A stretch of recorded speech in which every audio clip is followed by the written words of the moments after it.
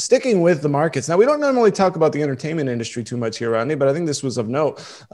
Warner Brothers announced that it was going to put its entire 2021 slate on its HBO Max streaming service, which is being released on the same day released on as theaters. If I've in other words, I know I totally butchered that, but for example, Wonder Woman. You did, but we get it. They're all going to come out the same day in theaters and on the streaming service. Yes. So Rodney, on Christmas Day, if you want to watch Wonder Woman 1984, for example, you don't have to go out to that theater. You can just watch it on your streaming on the HBO Max streaming app. Now, this is a big blow to theaters. AMC's freaking out. Their stock tanked 16%. I would venture a guess, Rodney, that you would not recommend movie theater stocks at this time.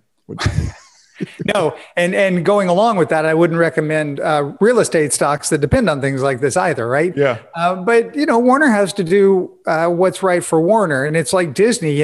Starting their streaming service, they were just in front of COVID. They couldn't have had better timing with their theme parks losing money, hand over fist and everything else. Yeah. And so people who have these libraries, be it old titles or brand new titles.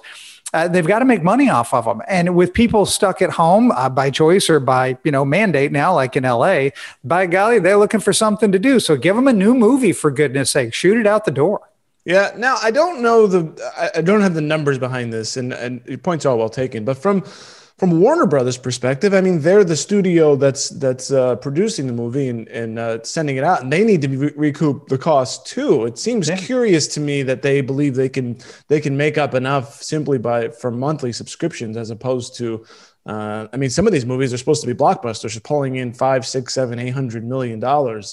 I don't see how that math works out. Could this just be a temporary thing, knowing that the theaters could be down for a bit but come back? I mean, we see something different next year. I mean, does that jive with you? I mean, the studio's got to get its cash just as much as the movie theater does, and nothing has been proven that like the release with Mulan on Disney Plus, that they're going to be able to make nearly enough money that they would from a theater release. Well, I don't think it replaces the theater, certainly not at a 1-for-1, but it does get them some money on the door at a time where cash is hard to come by. Mm-hmm. And so, you have these titles in the can. I mean, like Wonder Woman 1984, I think was slated for the summer and then pushed back. I think that's right. Yeah. And so there are some other things where they're watching it not fade perhaps, but I think they want to take advantage of the opportunity the best they can. And Christmas is a huge time for movie going. And so it's not as if they chose a random weekend in October or something. They're trying to match this up with a normal time where people would be watching movies.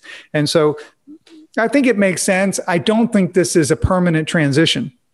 I don't think this is, what's going to happen for, like I said, all of time. I think instead, this is just what they're doing during the pandemic. And then they're waiting for that time when theaters come back online next year. Yeah, it makes sense to me. Yeah, that's sort of where I was headed with it.